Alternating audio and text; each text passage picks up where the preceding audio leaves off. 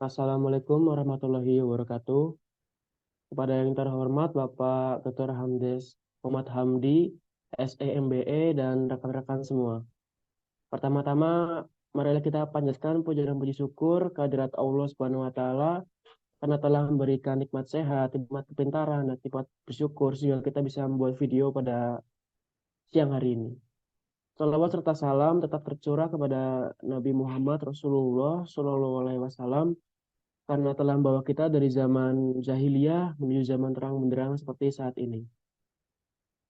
Baik, untuk mempersingkat waktu, di sini kita akan mendiskusikan tentang artikel pertama dengan judul peran manajemen dalam pembentukan budaya organisasi. Baik, di sini anggota kelompok terdiri dari saya sendiri, yaitu Muhammad Srofolanan dengan NIM 210000111033. Yang kedua, Muhammad Refazal Farizi dengan NIM 2100011262. Kemudian yang ketiga, Amar Batul Haki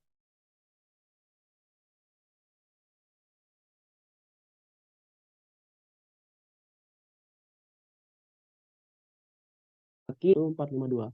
Kemudian yang kelima, Kevin Janitra Pranandia dengan NIM 2100011474. Kemudian yang terakhir, Zidni Hilmawan dengan NIM 2100011488. Mari langsung kita mulai dari Muhammad Refazil Farizi.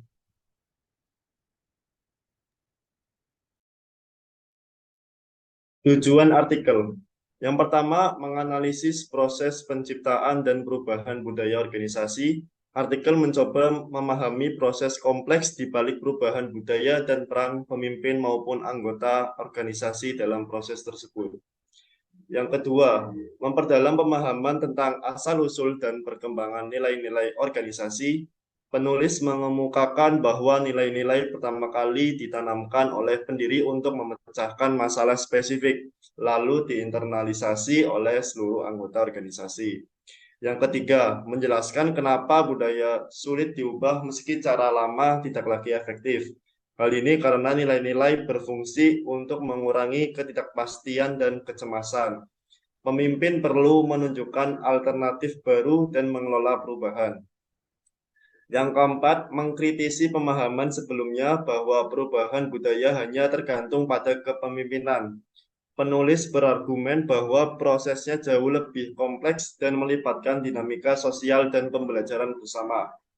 Yang kelima, mengusulkan kerangka kerja konseptual yang lebih komprehensif untuk memahami fenomena penciptaan dan perubahan budaya organisasi. Saya kembalikan lagi kepada moderator. Baik, kemudian untuk materi yang kedua akan dibacakan oleh Muhammad Amar. Dipersilakan. Baik, saya lanjutkan. Berikutnya proses penciptaan budaya organisasi dan perubahannya. Yang pertama, penciptaan budaya merupakan proses pembelajaran dinamis. Nilai-nilai dasar diciptakan untuk mengatasi masalah adaptasi eksternal dan integrasi internal. Yang kedua, pada awalnya, nilai-nilai dasar ditanamkan oleh pendiri organisasi untuk menyelesaikan masalah spesifik. Nilai-nilai ini kemudian diinternalisasi oleh seluruh anggota. Berikutnya, budaya berkembang secara alami melalui proses pembelajaran bersama untuk menyelesaikan masalah. Nilai-nilai yang berhasil diwarisi ke anggota baru. Yang keempat, budaya cenderung sulit berubah karena nilai-nilai yang sudah mengakar kuat. Organisasi sering mempertahankan secara lama meski tidak efektif karena berfungsi mengurangi kecemasan.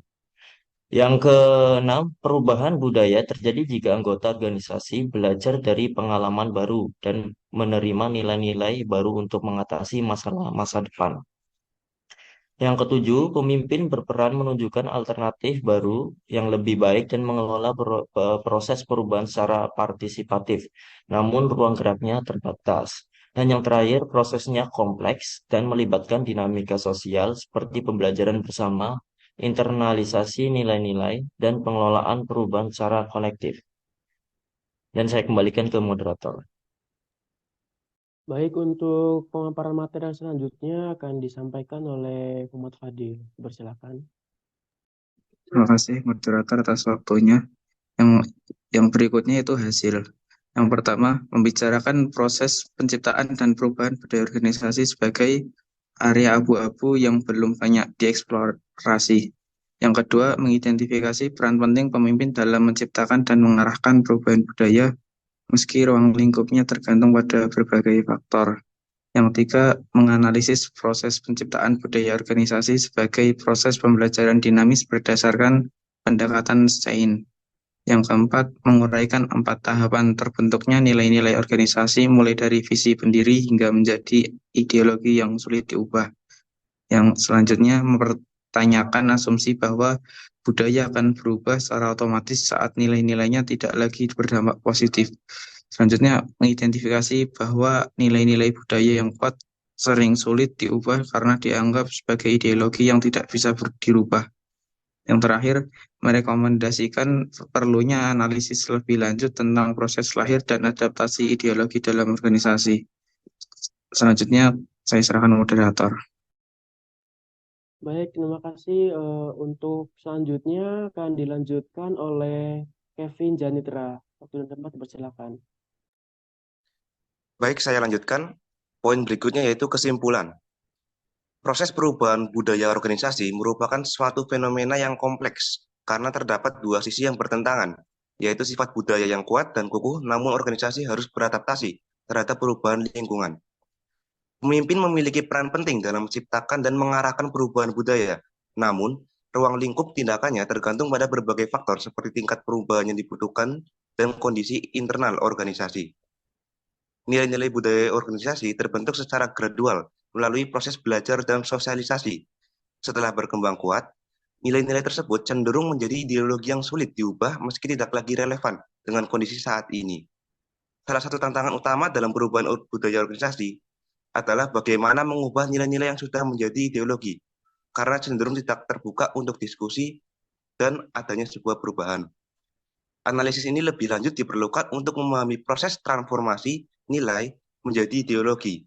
Secara keseluruhannya, artikel ini membahas proses terbentuknya budaya organisasi serta tantangan yang dihadapi dalam perubahan budaya akibat kuatnya internalisasi nilai menjadi ideologi yang sulit diubah. Saya kembalikan ke moderator. Baik, untuk materi yang terakhir akan disampaikan oleh Zidni Himawan. Silakan. Dan materi yang terakhir yaitu rekomendasi yang diberikan. Poin pertama, perlu dilakukan lebih banyak penelitian dan analisis untuk memahami proses ini secara mendalam, terutama kondisi di mana strategi lama tidak berfungsi dan organisasi harus menerima nilai-nilai baru. Poin kedua, memahami sejauh mana manajemen simbolis dapat mempromosikan perubahan budaya dan menciptakan nilai-nilai baru di organisasi. Poin ketiga, menganalisis situasi di mana pemimpin dapat beroperasi secara efektif untuk memimpin perubahan, dengan mempertimbangkan tingkat perubahan yang ditantang dan karakteristik budaya saat itu. Poin keempat, memahami pengaruh budaya terhadap kepemimpinan dan seberapa jauh ruang gerak pemimpin dalam memimpin perubahan tersebut. Poin kelima, mendalaminya sebagai proses pembelajaran berkelanjutan dan dinamika sosial internalisasi nilai, bukan hanya ketergantungan pada kepemimpinannya saja. Dan poin yang keenam, yang terakhir, mengembangkan kerangka kerja konseptual yang komprehensif untuk memahami fenomena ini dalam berbagai konteks organisasi. Saya kembalikan ke moderator. Baik, untuk pemaparan materi artikel 1 telah selesai dan akan dilanjutkan dengan artikel kedua. Dari saya sudah saya cukupkan. Bila ada salah mohon dimaafkan. Wassalamualaikum warahmatullahi wabarakatuh.